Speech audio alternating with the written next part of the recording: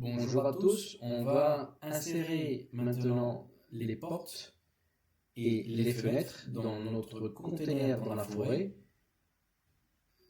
Je vais juste vérifier les murs, donc nous avons créé les murs extérieurs, le gabarit extérieur et la cloison entre l'espace de séjour et l'espace salle de bain que nous avons ici à droite. Donc on va commencer par les portes.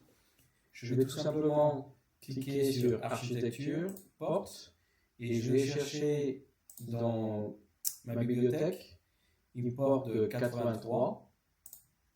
Je vais la placer, je vais faire un zoom, je la place à l'intérieur du mur, comme ceci. Et pour que le sens d'ouverture corresponde à mon plan, je vais cliquer sur la petite flèche.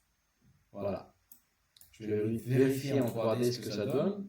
Voilà, c'est parfait. Donc la porte elle est bien là. Maintenant on va insérer la porte sur la cloison contre la salle de bain. Donc je reviens en plan. Je tape, je clique architecture porte et je vais chercher une porte de 73 que voici. Je fais un zoom, je m'approche et je clique. Pour changer le sens d'ouverture, je clique sur la petite flèche et voici. Voici les portes. Elles sont bien là. Il y a deux portes.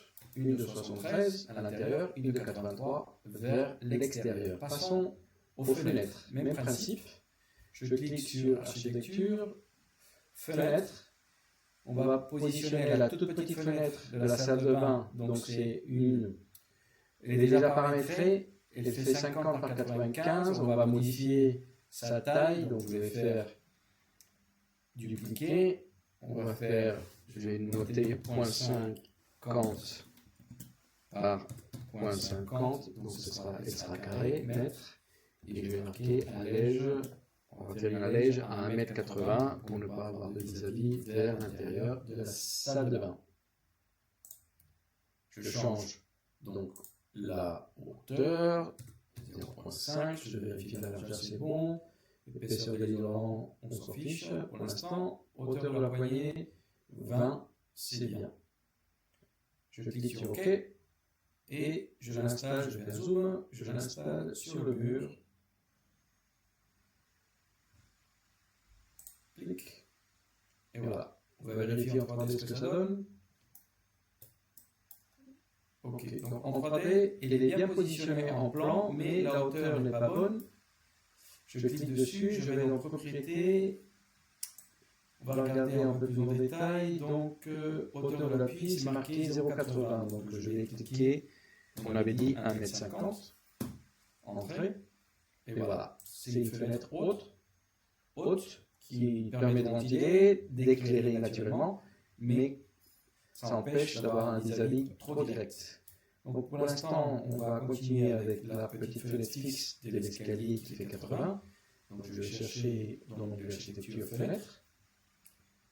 Est-ce que j'ai déjà une fenêtre de 80? Non, donc je vais dupliquer ce qu'on vient de créer.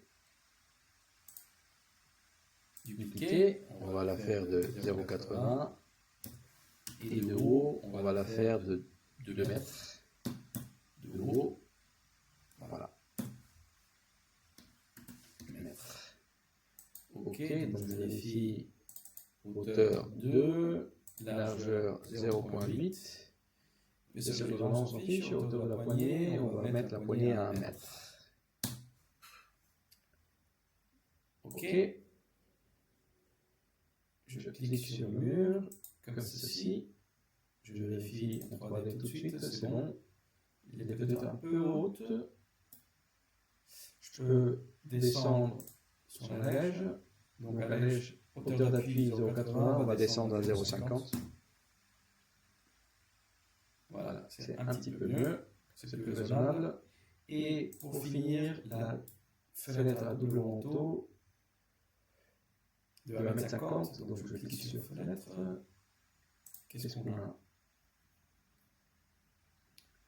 1,50 m. Voilà, c'est ici. Je clique dessus, je vérifie en 3D, je vais changer une rotation, toujours avec la touche majuscule ou Shift pour faire tourner la maquette. Et voilà, les deux portes sont modélisées et les trois fenêtres avec les hauteurs d'allège qui va bien.